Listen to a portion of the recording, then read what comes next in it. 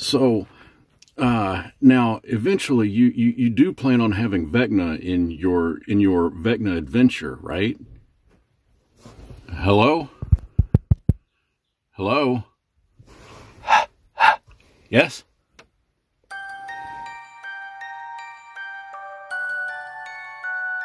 When Vecna Eve of Ruin started to get really pushed, and I'm talking through Wizards of the Coast marketing campaign, they said that players would have a challenge in fighting Vecna, that you would have to assemble the Rod of Seven Parts in order to defeat him. They went on to say that the adventure was going to be so involved that you'd need to start off at level 10 just to stand a chance. And they said that Vecna was the god of secrets, that he was the extreme big bad guy, and that this adventure would bring Vecna back with a vengeance. Except that's not what we got. Game Masters here, and as I read through Vecna Eve of Ruin, a few things occurred to me. Now let me paint the picture. And I'll say this up front, this video will contain spoilers, and to help me with some of the visuals and context, I'm also going to be using some generated imagery. Oh, and grab a cup of coffee or two, or your favorite beverage of choice. This is going to be a much longer video compared to my others.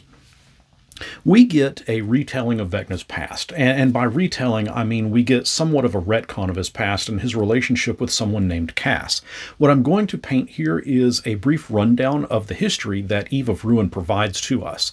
Vecna is a lich, a once powerful wizard that forsake his soul in the pursuit of power. He became undead, and Cass was Vecna's right-hand man, a lieutenant that marched in endless battles. He followed Vecna's orders faithfully, but over time Cass would begin to want the same power that Vecna had, and eventually Cass turned on Vecna. They fought in a tower, and during the battle Cass destroyed Vecna. The only thing remaining would be the hand and eye of Vecna, which would become artifacts. But Vecna got his attacks in on Cass as well. Flinging him across the multiverse, Cass would eventually land in a place in Ravenloft called Tovag. Here, the dark powers of the Domain of Dread would transform Cass into a vampire. Much time would pass, years, decades, centuries, eons. Vecna, being a lich, slowly coalesced back together. He would eventually strike out and do more terrible things and become the god of secrets, as a secret underground cult began to form and worship him.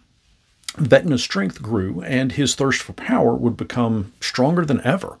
In recent years, according to Vecna Eve of Ruin, Vecna would begin working on a ritual that would remake the multiverse with him as the supreme god ruling over everything.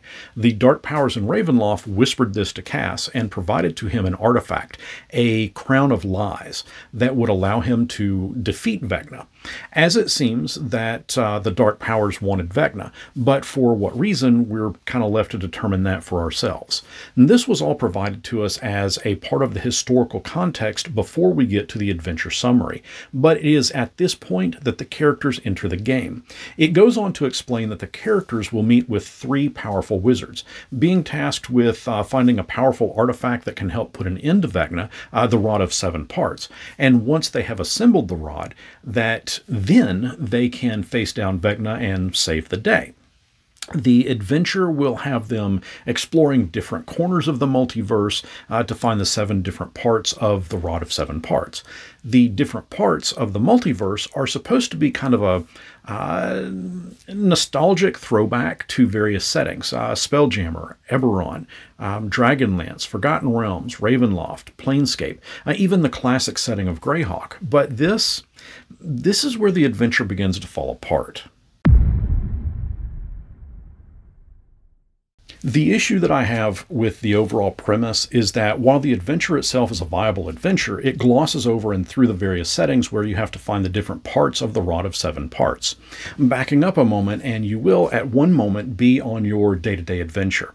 The next, you are shunted, a word used multiple times in this adventure to otherwise explain an unexplainable form of teleporting into Sigil, where you will meet Tasha, Mordenkainen, and Illustrial. The falling apart part, we get a brief mention that the Tasha presented here is not the same Tasha that was once known as Igwilf, nor is she the Tasha that would become Zilbilna, an Archfey that we got to know in the Wild Beyond the Witchlight book, except it is the same Tasha, just from a different time period. Then we have Elustriel, a wizard who has hardly ever been mentioned in 5th edition, and Mordenkainen, who is actually the vampire Kess in disguise due to wearing the Crown of Lies. And I've not even gotten to the issue itself yet. If you are a new player, assume this is your 4th or 5th time to ever play D&D, you are navigating your everyday adventure when you are suddenly shunted away and are now face to face with 3 wizards that, in all likelihood, you've never heard of before. What's more, they're tasking you with finding an artifact that, again, likely you've never heard of before, so that you can attempt to stop Vecna. And I'll grant that you might have heard of him, but it's probably because you as a player have watched Stranger Things.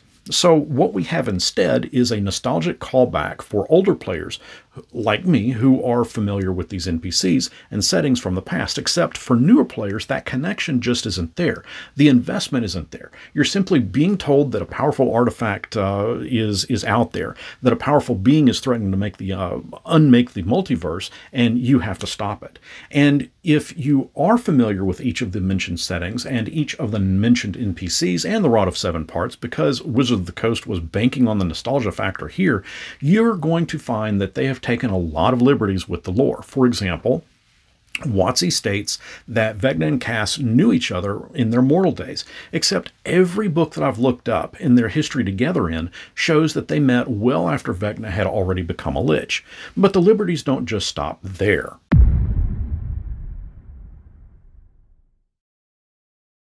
Chapter 2 of the adventure is where you find yourself in Sigil, a place that you will return to time and again, and you'll never once encounter the Lady of Pain.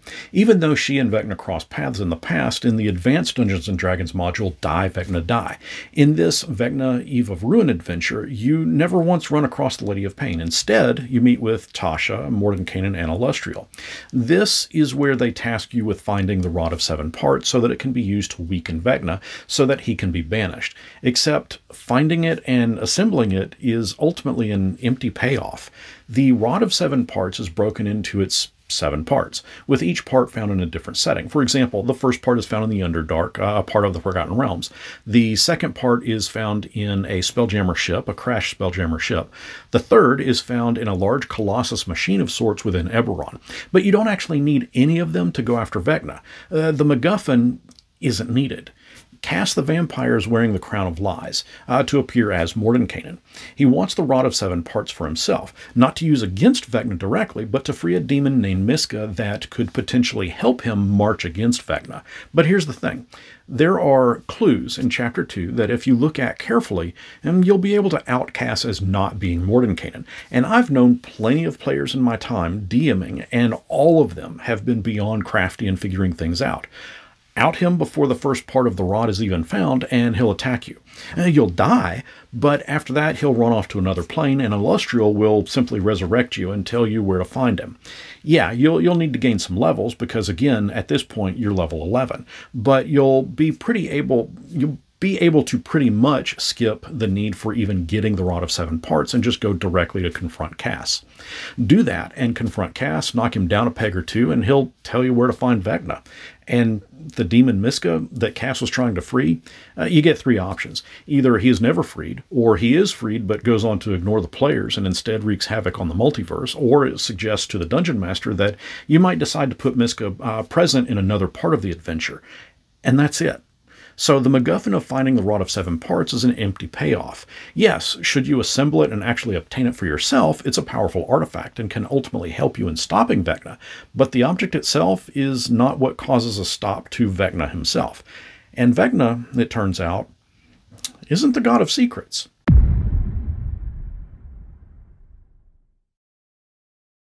When you confront Cass, you'll have an opportunity to send him back to Ravenloft. In this process, you'll learn where Vecna is, and this kickstarts off the final chapter, Chapter 11. Up until this point, you've never once seen or heard from Vecna. All throughout the marketing campaign for this adventure, Vecna is referred to as the God of Secrets, that he has become so powerful that it will take everything that the players can muster to stop him.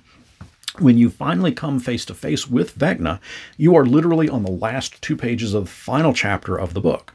But remember the marketing campaign? Well, Chris Perkins says it all right here. He's the god of secrets, the sort of person who knows all of the unknown.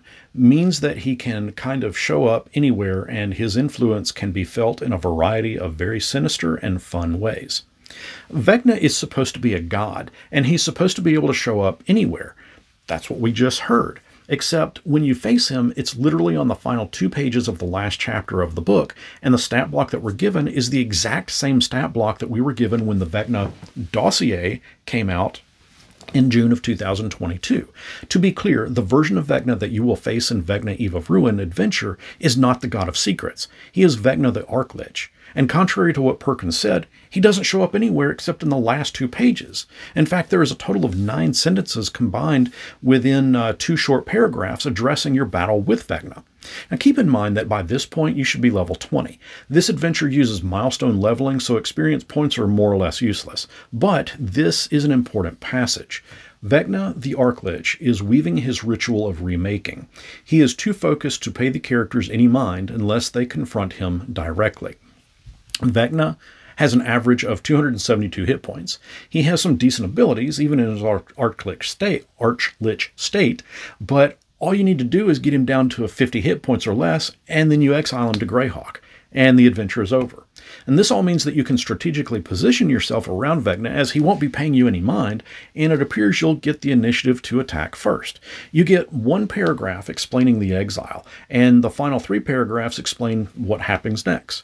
You return to Sigil, and there is a celebration. Although we are provided with a brief sentence should the characters fail to banish Vecna, it reads, "If the characters fail, the multiverse becomes a terrible place indeed."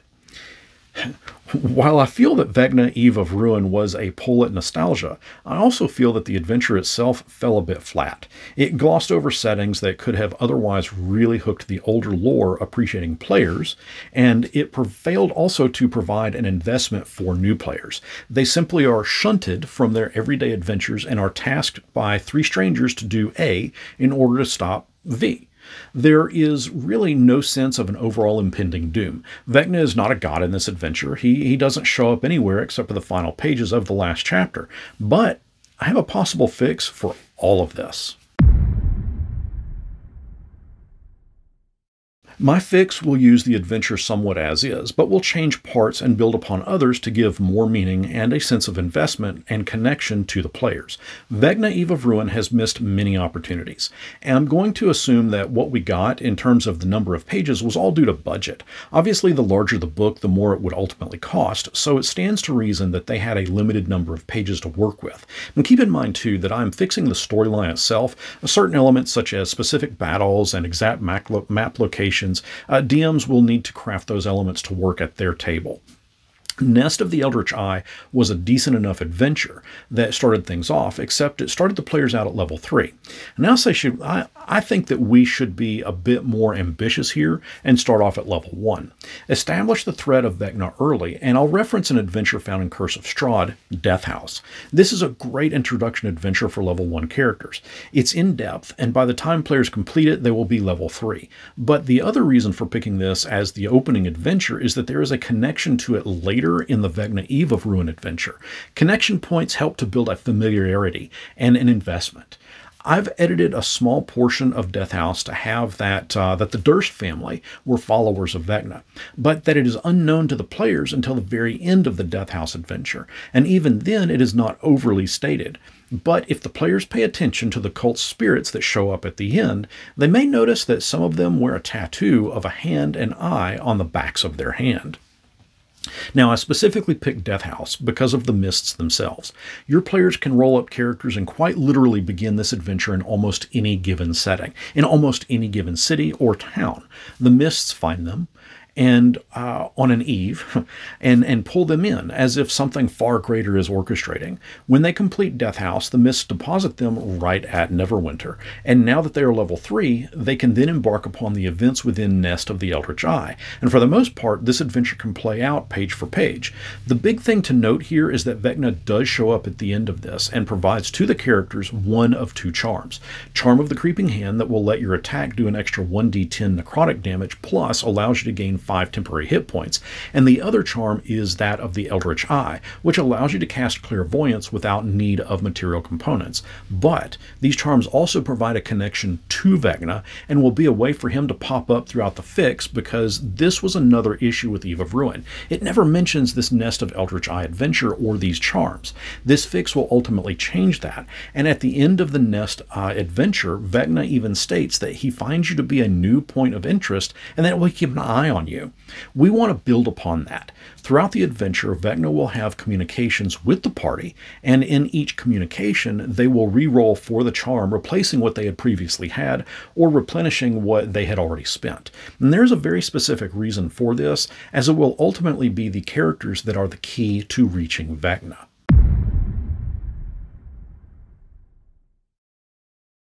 The start of Eve of Ruin finds the characters at level 10. The end of Nest of the Eldritch Eye, you're level 3. And I'm not a fan of just telling my players that they simply gain 7 levels, which means I've got 7 levels to get in some additional connection points so that the players can feel invested in the overall story. Throughout 5th edition, there have been various adventures that mention obelisks, and that Vecna is somehow connected. Rime of the Frost Maiden mentions one, and you can use it specifically to turn back time. There is one located in Dungeon of the Mad Mage that has a Coatl trapped within, and in Phandelver and below, the Shattered Obelisk, it is explained that these are Netherese obelisks crafted by a group called the Netherese, that Vecna came into possession of one of them and used it to erase the knowledge of the Netherese from existence. In older editions of Dungeons & Dragons, the obelisks were crafted by a group known as the Spellweavers, and we'll return to them and tie that in a little later in the video. In my fix, we will pay heavy attention to one such Netherese obelisk as the players move from levels 3 to 10. This obelisk will be the catalyst for movement. Where the Eve of Ruin adventure likes to use the word shunt, we will instead make use of an obelisk and its powers to teleport. The adventure for the players that will take them to 4th level will involve them finding a shard of one of the obelisks, and upon realizing that it is a shattered part of a larger whole, they will find that it teleports them to the sanctuary located in Sigil and home to Illustriel. Illustriel will be shocked to see this party materialize inside her home, but will come to realize that they hold a piece of a shattered obelisk that she has come into possession of. She leads the characters to the parlor where a 12-foot tall damaged obelisk stands. She explains to them that this obelisk has an aura of teleportation magic, and she surmises that the broken shards allow teleportation to the obelisk itself. She points out that various facets within the obelisk that are missing, and suspects that once all the pieces have been inset, that it will allow transportation to a very specific place. Although she simply is making an educated guess, she has no idea exactly where it will open up to. To that end, she is still researching and has reached out to another powerful wizard, Mordenkainen, although he has yet to arrive. She explains that Sigil is also known as the City of Doors, and that any given door can also lead to various planes. But she warns them that the Lady of Pain, the true ruler over the city, the Lady of Pain does not tolerate fools lightly, and to cite an example, begins to explain the events that took place in the 2nd edition module, Die Vecna Die, which culminated in Vecna infiltrating Sigil. His actions also caused the multiverse to forever change, and she will add that this all took place well before the player's time, but that Vecna's actions caused some of the outer planes to collide and merge, others would drift off or were lost altogether. Even the nature of the prime material plane itself was altered, new realms were created, entities long forgotten began to emerge back into reality, and while Vecna caused all of this to happen, the Lady of Pain did what she could to stop the damage from spreading, and eventually dissolving the multiverse, the dissolving of the multiverse ceased. Illustriel knows all of this because she was there when Vecna made his way into Sigil to use its door to access the rest of the multiverse. She helped to put a stop to Vecna, and as a reward, the Lady of Pain granted unto Illustriel the deed to the very house that they are all in. While all of those events took place in the long-distant past, Illustriel explains that she knows that Vecna was not completely destroyed, and that it would only be a matter of time before he would attempt to destroy the multiverse again. By adding this in, When the characters are level 4, we are building up a connection point to elements that will come up once they have reached level 10. Again, this is to build an investment, to give the events taking place a sense of importance, and to give the characters and the players a sense of importance. Alustriel then explains that she is aware of how to get one other piece of the obelisk. It's located inside the mouth of a statue of a giant bronze frog with a large open mouth, but no light can enter that opening. Inside, Alustriel says, is a pocket to an extra-dimensional space, and by merely reaching in and speaking of the obelisk shard, you should be able to grasp it and pull it out. The problem is, she only has an idea of where the statue is and not its exact location. It used to be in a place called the Hither, inside of a cottage belonging to a hag known as Bavlorna, except in my version, she will be moving that statue into the palace of Zybilna, which is found in the Wild Beyond the Witchlight book, with Zybilna being an archfey that Tasha would eventually become. Alustriel suspects, however, that by concentrating on the shard and by firmly planting a palm onto the obelisk, that she can tap into its teleportation properties and get the party pretty close to where the shard is. Yes, this mechanic is strangely familiar to how the Rod of Seven Parts is going to be used and found in later chapters. Again, this is a connection point. We'll return to the Rod of Seven Parts in a bit, but for now, it's all about exploring the obelisks. Once the players have touched the obelisk, they find themselves moving through space. Images are warped and nightmarish black, dark, and inky. A distant spot of color begins to form, almost fog-like, but deep crimson. Red-washed scenery of a town with endless streets and alleyways stretch out. The buildings are mostly in ruins, but in the sky, engulfing the entire field of view, is the image of Vecna himself. The players recognize his raspy voice from when he materialized in the sewers in the nest of the Eldritch Eye. He speaks. I see you are growing closer, and I see that you travel within my realm. You may pass through for now, but there will be a time soon where we will meet, and you will be my final key. With that, the image goes completely dark. When their eyes adjust, they find themselves standing in front of a large, majestic palace.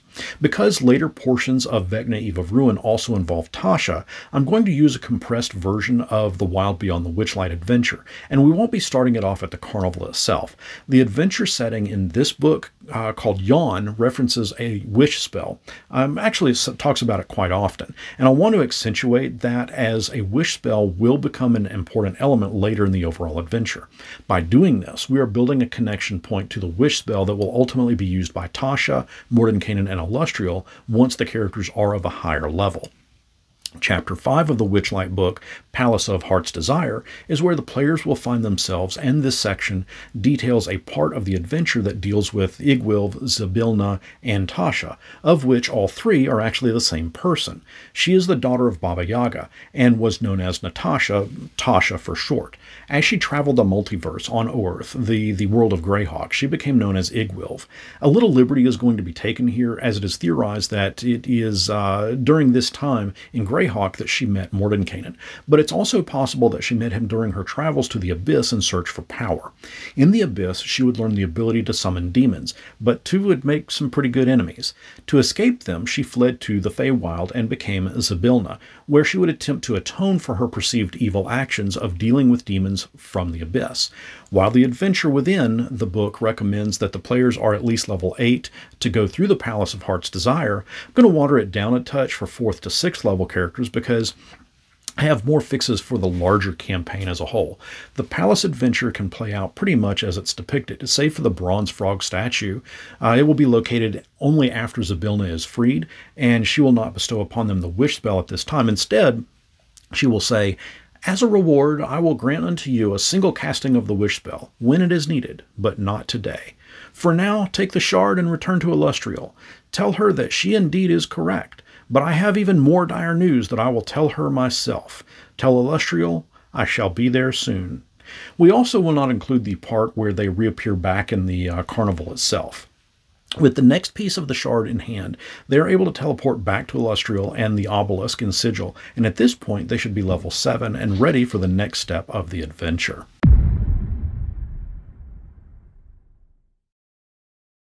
Back in Sigil, the players will find that Alustriel is still at work studying the obelisk, but she is now joined by a bald man with a short goatee, Mordenkainen. In my fix, I'm removing everything about Cast the Vampire, as well as the Crown of Lies. What we see before us really is Mordenkainen, not a vampire in disguise. I was not a fan of the Crown of Lies. It was too convenient of a plot device, and as mentioned, newer players won't have any clue who Cass is, so they wouldn't have a connection there. Should the party choose to explain the vision that they saw when they used the obelisk last, Elustriel and Mordenkainen will both exchange a worried look, but will theorize that Vecna is attempting to return, and that the obelisk is somehow tied to that event.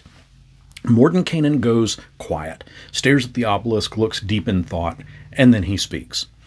Elustriel explained to me how she suspects this obelisk works, that you merely concentrate on the missing shard and it will take you to that piece.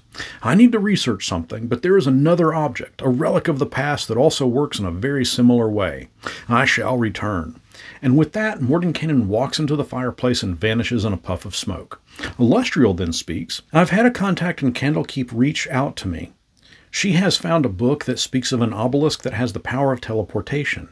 Please go there and retrieve the book for me. I am needed here as I understand that Tasha or Zybilna shall be arriving shortly. Besides, I'm not exactly allowed back in that library. But that is a tale for another time. You may take this key, use it on the door down to the hallway to the left, and it will take you to Candlekeep. Once there, find Sarah Ciota. She will have the book. Using the key, the players will then find themselves at the entrance to Candlekeep.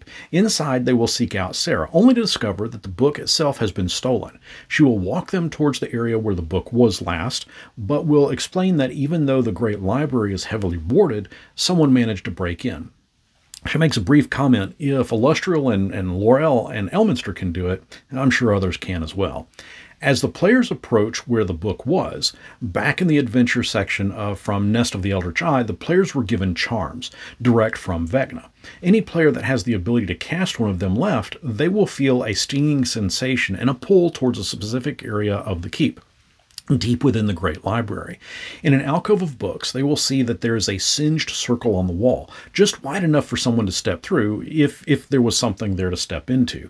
As it is now, it's just a burned marking on the wall. Yet, the stinging sensation is at its peak at this specific spot.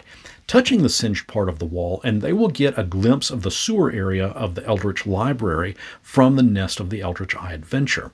From here, they can either head back to Sigil or travel north to Neverwinter, which is a good journey. Returning to Sigil by using the key Elustriel gave them, they will find that Mordenkainen, Elustriel, and Zybilna have gathered. Elustriel asks about the book. It is not good that it was stolen.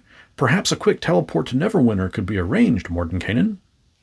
This was a quick visit, but seeing all three wizards gathered together should give the players an idea that something larger is going on. Should they make the long journey from Candlekeep to Neverwinter on foot, they can gather supplies from the Court of Air and find horses at the smithy as well. While it will still be a long journey, going on horseback should make it significantly shorter than simply walking. It's also possible that once they reach Baldur's Gate, that they could find an even faster mode of transportation. Sidetrack them if needed. This can also provide ample opportunities for them to gain some experience and level up.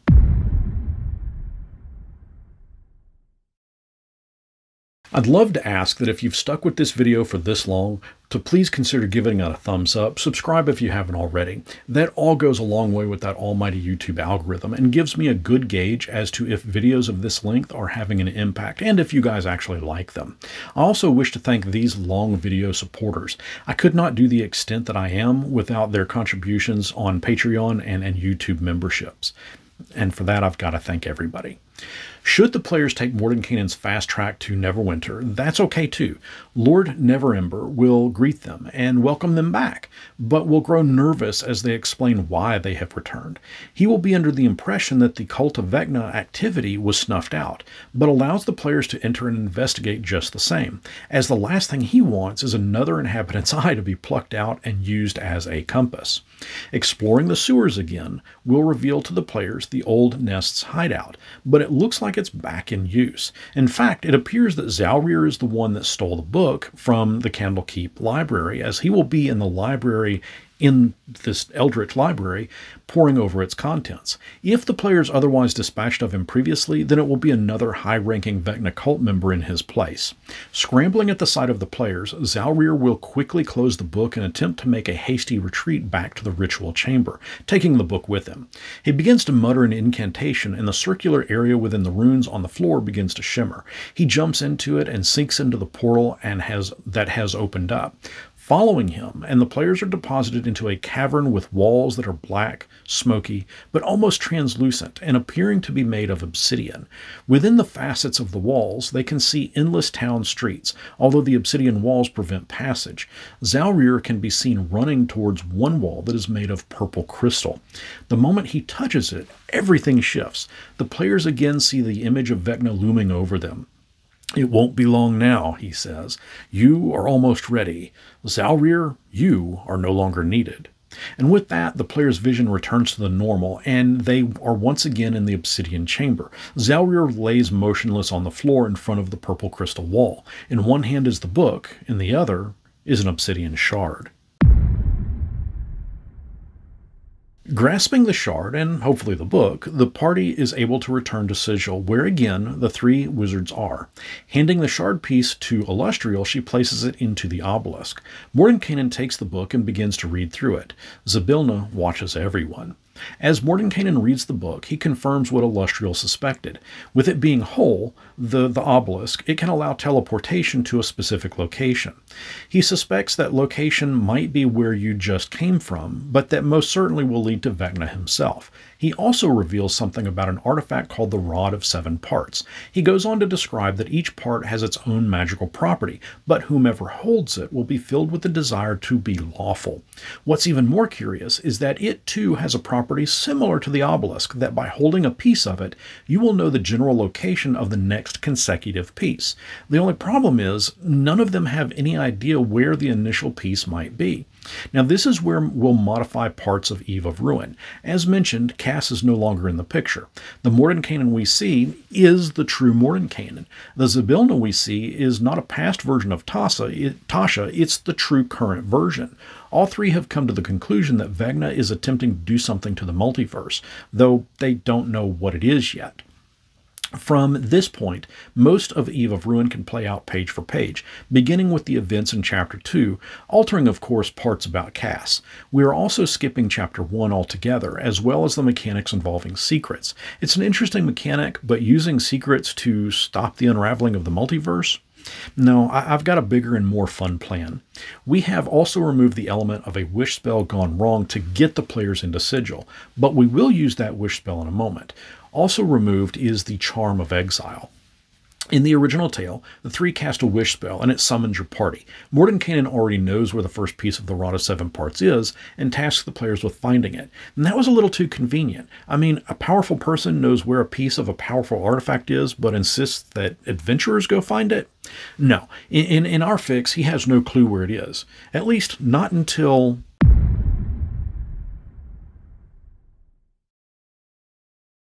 Illustrial says, "Zybilna, didn't you mention to me that you had a reward for them? Something about a wish?" While the temptation of a wish spell in the hands of players could go very, very wrong, Illustrial suggests that they wish for ending Vecna, putting a stop to his plan. The players could just as easily wish for gold, a donkey, a castle of their own, so I'll grant that there is a gamble here. But should they go along with Illustrial's suggestion of wishing for an end to Vecna, then Zybilna and Zybilna alone will cast that wish spell. Once cast, nothing appears to happen, but then slowly the players will see a vision of clouds and doors and stairs that seem to stretch on to infinity. Their vision then has them floating, almost flying past doors. One is open, and it is that opening that they are moving towards. At the threshold of that door, they can see just beyond and see 5 adventurers, 2 dwarves, an elf, a gnome, and a tiefling standing in front of a large door. Webs cover everything, and the adventurers attempt to slice their way through the webbing. Then, one by one, those adventurers fall to something the players cannot see. But then, as the tiefling falls, she turns to face the players and whispers, "Web's Edge." The open door that the players are seeing this all through closes suddenly, and a strong gust of wind ushers them backwards towards where they began this unusual vision. Their sight begins to fade quickly, but not before catching a brief glimpse of a large blue figure. Then all is dark. When they come to, Illustrial and Mordenkainen are standing over them. Zybilna simply says, "I'm going to assume my wish spell didn't destroy Vecna." Mordenkainen will respond, "You didn't think a wish could take down a god, did you?" At this point, the players can explain what they saw. Mordenkainen deduces that perhaps Zybilna's wish spell may have worked after all. Perhaps it's showing them where the location of the first part of the Rod of Seven Parts actually is. And Mordenkainen has an idea as to where Webb's Edge is in the Forgotten Realms. He begins to work on a spell that will get the players at least in the general area to the entrance of the Underdark location where Webb's Edge may be. From here, the rest of Chapter 2 can play out, as can the remainder of the adventure itself, again removing the elements of Cass. The adventurers that they saw in their wish vision are the corpses that they will ultimately find in the Webb's Edge adventure, and the floating blue figure is a direct tie-in to the Infinite Stairs book, Nophus, the genie who can actually hear wishes and help fulfill them. Even though that book is not out yet, it'll be a fun connection for the players for when it does, and something I feel should have been connected to the Eve of Ruin to begin with, but this is why I'm doing what I can to fix things.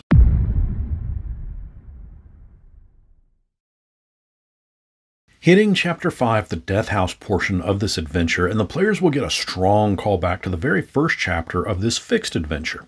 Again, it is these connection points that I feel will help the players feel an investment in the story and a sense of, I am actually doing something to help save the multiverse, instead of simply moving them from point to point blindly following what NPCs tell them to do.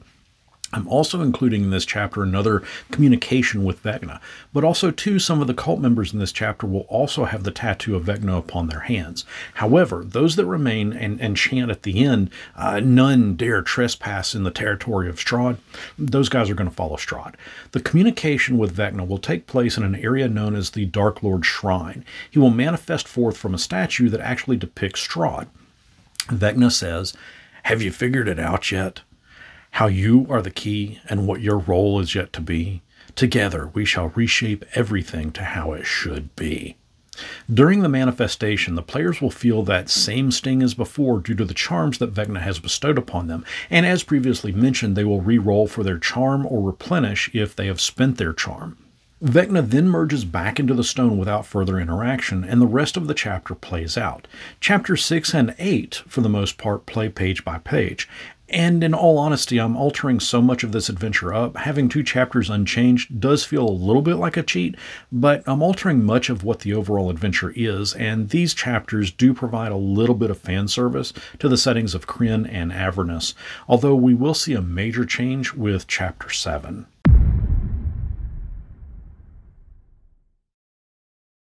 With Acererak having built the Tomb of Horrors, and with Chapter 7 dealing with a tomb that he has built, I'm examining both the Tomb of Annihilation and the Tomb of Horrors, the one found in Tales from the Yawning Portal.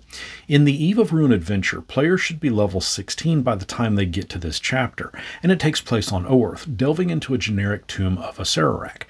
I like the tomb concept, but as mentioned, I'm looking at both Annihilation and Horrors here. Tomb of Annihilation takes players from level 1 to 11, so it might be a touch underpowered for this level. And Tomb of Horrors from the Yawning Portal, while it doesn't specify an exact level, the general consensus is that it's perfect for level 13 characters.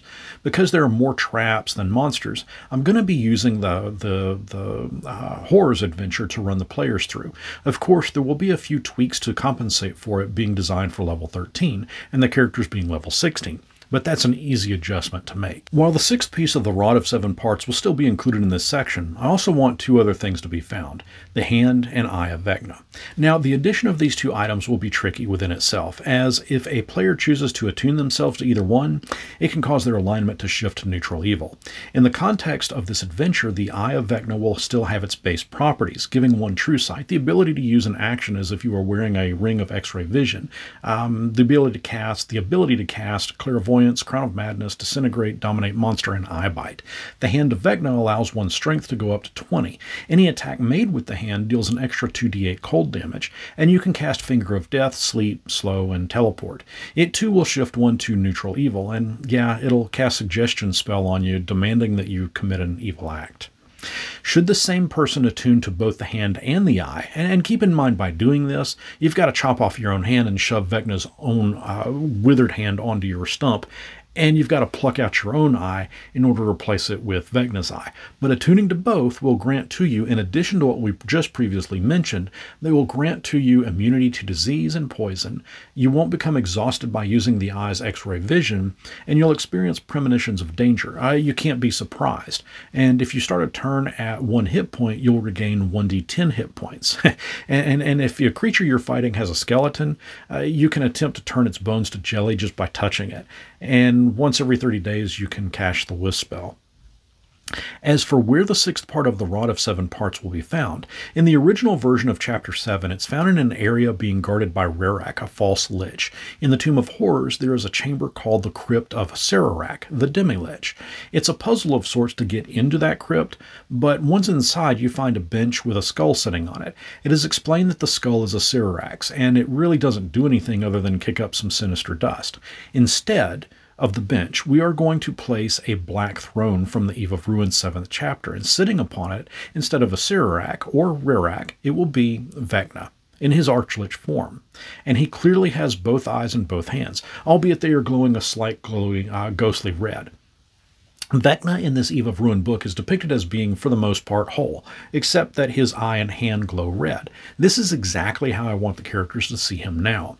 I wanted Vecna to appear for the players to encounter at a certain point, and this really was a logical location. It won't be an easy encounter, but do keep in mind that Vecna is using the characters as they are ultimately the key into opening a rift that will allow him to leave his prison and re-enter the multiverse. But more on that exact fix a little later in the video.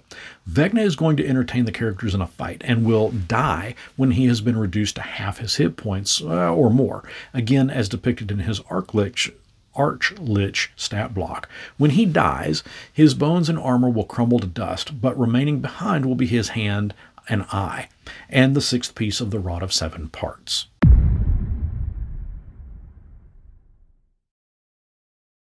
Chapter 9 will see a major change, as in the original version, this is where Cass reveals himself, but again, Cass isn't in our fixed version.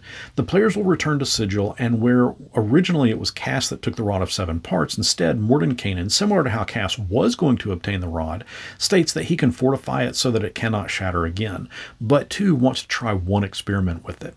Undoubtedly, one of the 3 wizards will see that the players are in possession of the hand and eye of Vecna. They'll warn heavily against using them, attuning to them, but players being players might just do it anyways.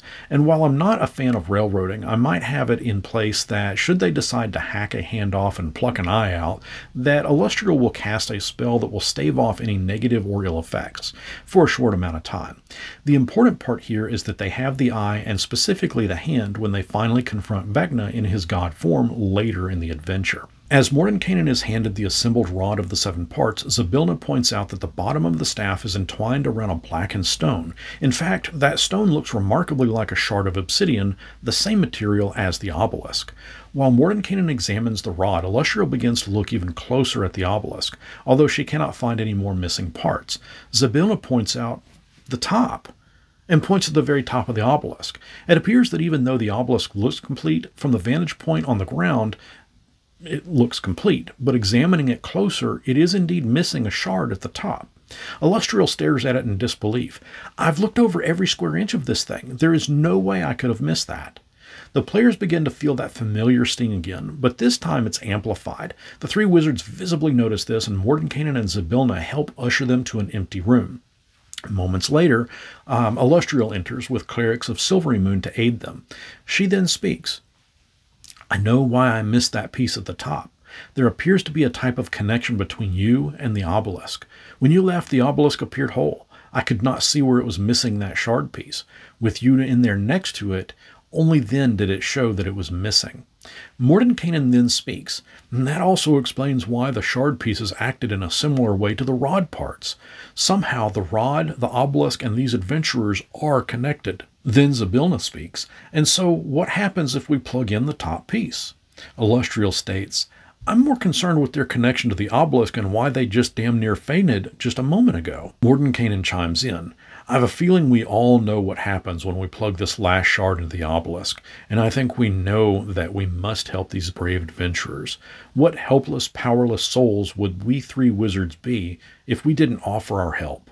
Elminster and Dalamar charged me with certain responsibilities of this three-wizard group meeting, and if those two old bastards want to stay at that house with the suit of armor that spies on them, then that is up to us to stop Vecna. Now, that last little part is a small Easter egg nod to the Dragon magazine articles called The Wizards 3, something that I've featured at length here on the channel if you want to watch that. Mordenkainen takes the rod, motions for everyone to step outside onto the balcony, and begins to perform a spell. This should help make the rod stable so that it does not break apart, but I wanted everyone out here to soak in the remains of the day. Night is falling soon, and I have a feeling that it will be an eve that we will not soon forget. It bothered me that the name of the adventure was called The Eve of Ruin, but that there was never any reference to any part of it taking place on any given evening. This simple little bit of dialogue fixes that. From this point, they will take the Rod of Seven Parts and place it into the obelisk's top, and upon doing so, a rift opens, shattering the obelisk. The Rod of Seven Parts falls to the ground. And I really like the artwork that was done for the Dungeon Master Screed from Beadle and Grimm's, and it depicted Vecna rushing into Illustrial's sanctum. I wanted to include that image in my fix, so this is it.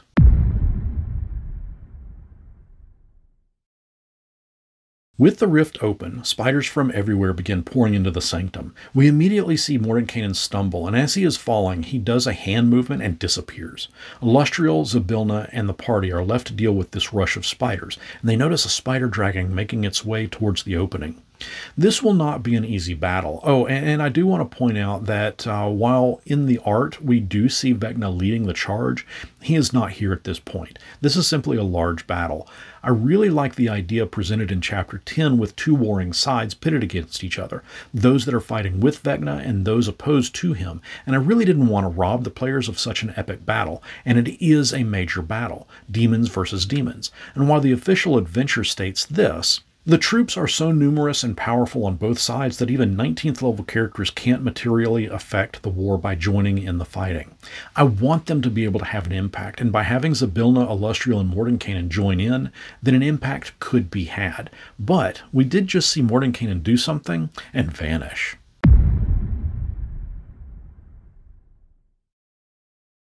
After several rounds of fighting, just as the spider dragon makes its way to the opening, Mordenkainen reappears, but so too pop in 8 more mages, as he has summoned forth this Circle of 8.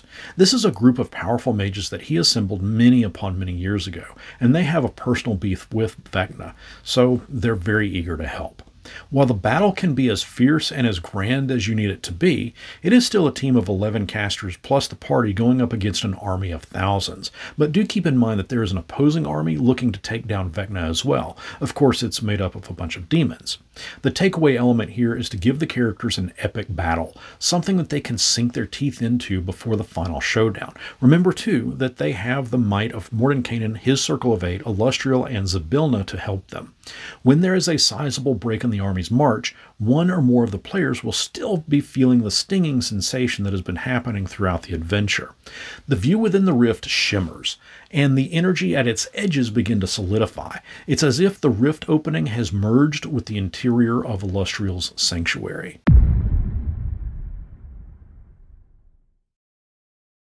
Both Illustrial and Mordenkainen look visibly shaken. The landscape within the rift is a sprawling city. The streets are empty, alleyways are turning at impossible angles, and everything appears to loop endlessly. It is the same city that the players have been seeing in their vision, only this looks more tangible and more real. Mordenkainen speaks. I was wondering when she was going to appear. Mordenkainen, of course, is referring to the Lady of Pain. Illustrial gives a quick explanation to the players that the Lady of Pain, to protect Sigil, has created a prison of sorts where she stores those who would threaten the city on a grand scale. She calls this prison the Maze, and it was always suspected that she trapped Vecna in such a maze many years ago when he infiltrated Sigil. Evidently, that is now confirmed.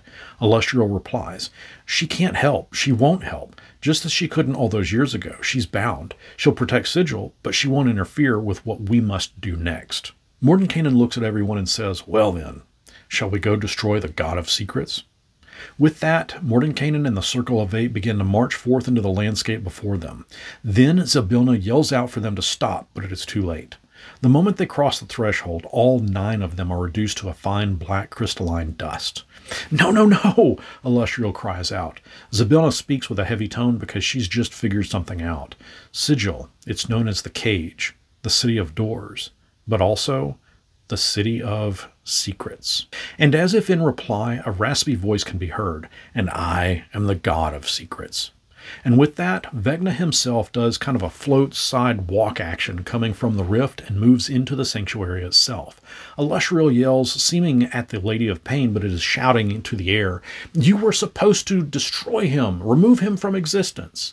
Zybilna says she did, by imprisoning him within the maze. Vecna smiles, "And thanks to my loyal subjects helping me with my ritual, I am free.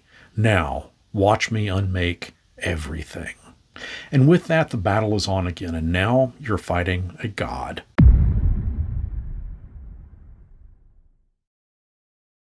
While Vecna Eve of Ruin depicts Vecna as an Archlich, that's, well, to say it's a letdown is an understatement.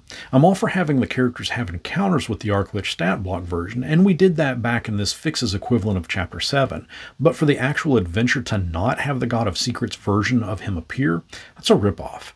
Thanks to one of my Discord members, Timmy Lord, we have a fix for that. And I'll link to the God of Secrets stat block, Vecna the Whispered one, down in the description. But in all of Wizards of the Coast's advertising, like we mentioned at the beginning of this video, they said we'd be encountering the Vecna as the God of Secrets. But instead, we get the exact same stat block from the Vecna dossier from a couple of years ago. And as I said, that's a letdown and a ripoff. This new stat block is powerful, it's nasty, and it should give the players a damn good challenge. But then the question is, how could a party of level 20 characters, Elustriel and Zybilna, have any hope in defeating a god? Well, it won't be easy, but the characters did spend all that time going after the MacGuffin of the adventure, the Rod of Seven Parts. Plus, they have both the eye and hand of Vecna. While this battle will be one for the ages, I do have a built-in easy mode, and I'll tell you about that in a moment. In this battle, however, Vecna prides himself in the players aiding him. Of course, everyone should be fairly confused because, really, what did they do to help him? Well, this is where, like in the movie Fight Club, I'll say, please return your seatbacks to their full upright and locked position. We have just lost cabin pressure.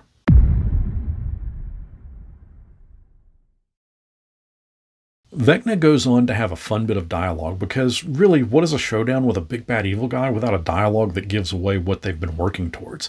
He explains that the obelisks were crafted by the Netherese, a race that he went back long ago and erased from existence, but that their obelisk was based on a much older version crafted by a group of spellcasters known as the Weavers. The Weavers were an ancient race, even by the time Vecna had become a Lich, and as he learned about them, what he was ultimately after was a long-dead deity known as Yurgle, the Lord of the End of Everything. He figured that by wiping out the Netherese that would gain Yurgle's attention, but it did not, so he began his ritual of remaking. This remaking would unravel the multiverse, something he had come close to before, but his intention was to see everything in existence get wiped clean so that he could finally face Yurgle. Vecna knows the power of the obelisks and trained the players, use them as puppets to get them to where they are now, knowing that the broken shards would make the obelisk whole, thus allowing Vecna to break free from the maze that the Lady of Pain exiled him into. That the Rod of Seven Parts held the final shard piece, but that the rod had to be made whole for it to work, but ultimately, he needed his eye and his hand back. With the characters doing all of this, obtaining everything, and with them having the charms bestowed upon them at the beginning, this all allowed Vecna a connection to them, to help guide them. And now, here they all are. All they need to do is hand over to Vecna his eye and his hand. At this point, we have a few directions the story can go. Easy mode, fight, or give in.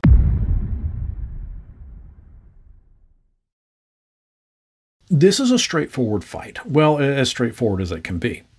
This version of Vecna, after all, is the godlike form. It's likely going to see some players fall, but too, we have Elustriel and Zybilna to help. Still, it's not going to be an easy fight.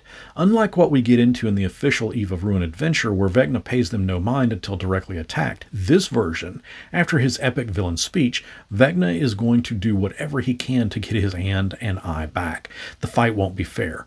The fight won't be easy, and it will ultimately end of one of two ways, with Vecna winning or with Vecna losing. But there are two more directions.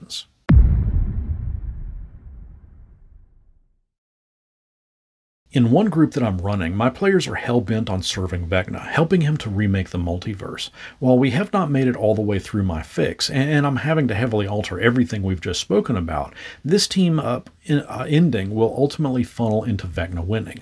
Illustrial and Zybilna will likely not survive, but the characters in this one might stand a chance and see what happens when Vecna remakes the multiverse as he sees fit. Even if the characters are directly opposing Vecna and fight with everything that they have, they may ultimately simply just give up and give in. Again, this makes it to where Vecna wins. This leaves our third and final direction that we can take the adventure.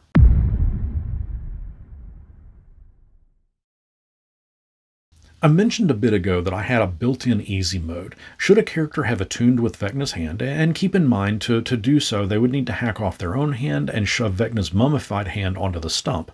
Illustrial or a crafty player may recall an element of the Rod of Seven Parts, and remember it's still laying on the ground from when the obelisk shattered and opened the rift, unless of course someone picked it up. But should the person that is attuned with the hand of Vecna hold the Rod of Seven Parts in that mummified hand, Vecna is heavily impacted. The Rod of Seven Parts was once known as the Rod of Law, before it was broken apart. Simply holding it would cause one's alignment to shift to a lawful alignment.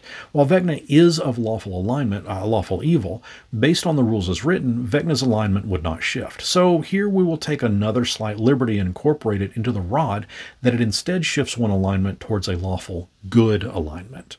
It can take 2 full rounds for this shift in alignment to happen.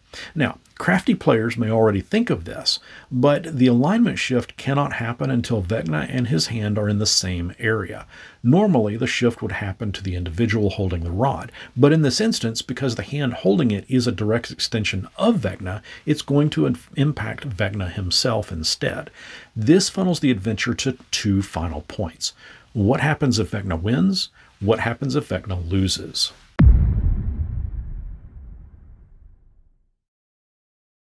Should Vecna be defeated, should the players manage to relieve him of all of his hit points, the day is saved. However, several significant events and consequences will unfold, both immediately as well as long-term.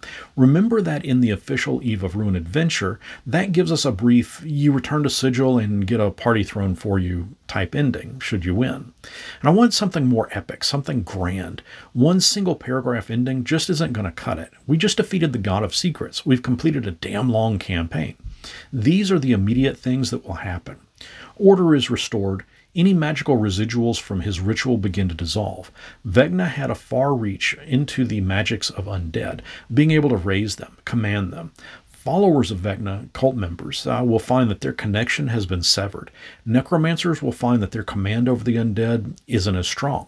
Vecna's control over certain towns, and these would be where his followers were the strongest in numbers.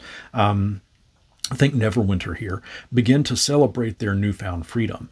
While they may not know the heroes that saved them, travel to those locations will likely find that conversation is thick about Vecna's fall, and that the relief that they now know. While the cult of Vecna no longer has a connection to Vecna, he no longer communicates with them after all. Some members may seek to elevate themselves and secure a powerful position, while others may simply flee or even turn themselves in. Regardless, the tattoos of Vecna on the backs of everyone's hands, they're going to slowly fade over time. True to the original adventure, celebrations will be had in the hero's honor for putting an end to Vecna, but too, a solemn remembrance will be had over the fall of Mordenkainen and his Circle of Eight. But there could possibly be a glimmer of hope here. If the hand of Vecna was attuned and someone held the Rod of Seven Parts, they may just find that the evil intent that the hand once commanded now commands good and life. Where the hand once appeared as a shriveled up, mummified hand, now it is a meaty and full of life hand. And who knows, it might even grant the possibility of bringing someone back to life if they have not been departed for too terribly long, even if they were turned to dust. The Eye of Vecna would have similar features and functions. Another long-term consequence, while the cult of Vecna is no longer hearing from Vecna, something seems to have stepped into that void. It is likely a possibility that a ex-follower of Vecna may be seeking out the players now, simply wanting vengeance, as they all saw it that the players betrayed Vecna and them. With Vecna gone, there's a great power vacuum left to fill, and other powerful beings are likely going to attempt to step in. New threats will certainly pop up, for while Vecna has been defeated, his actions have forever altered the multiverse. But what happens if Vecna wins?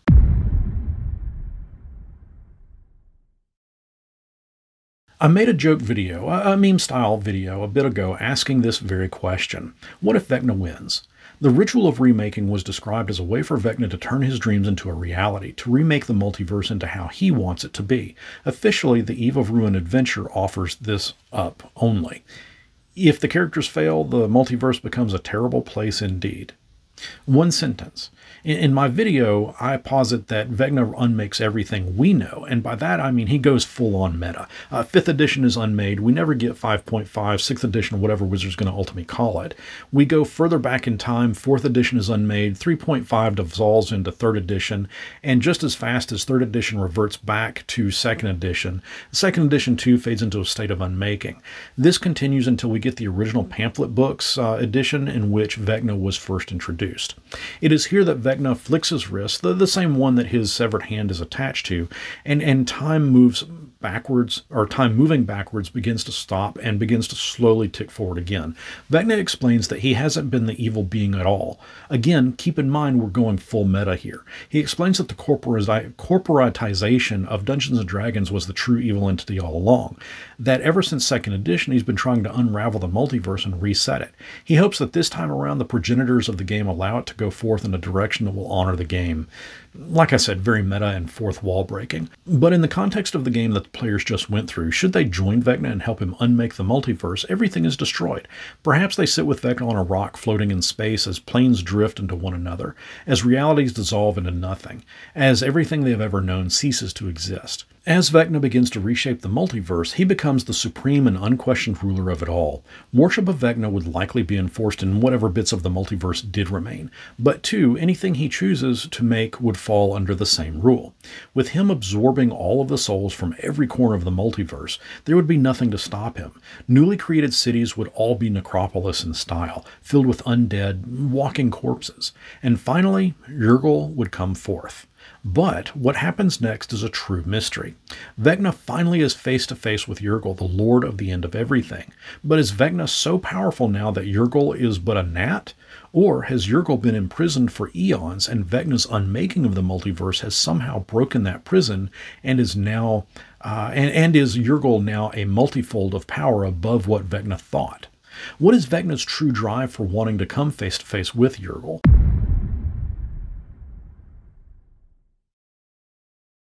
Are my fixes perfect? Likely not for every table. Does my fix provide a better sense of connection to the adventure for the players and their characters? And I think that it does, but I'd love to hear how you feel. I think that my fix also provides a bit more fun and nuance with the NPCs and locations.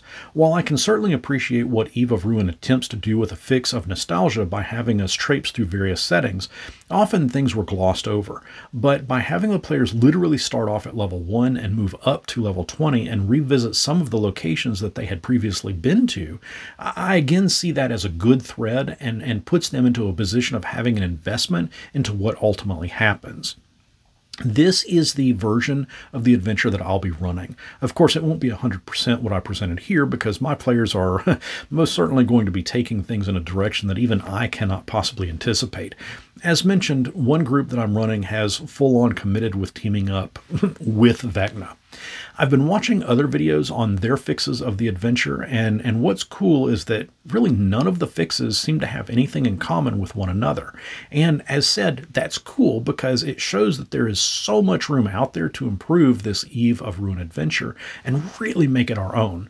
And really, that's what Dungeons & Dragons is all about, customizing it to make it work at your table. Let me know what changes you'd make to fix this adventure down in the comments, and until next our paths cross, may you save the multiverse in whatever way you see fit. Thank you for watching.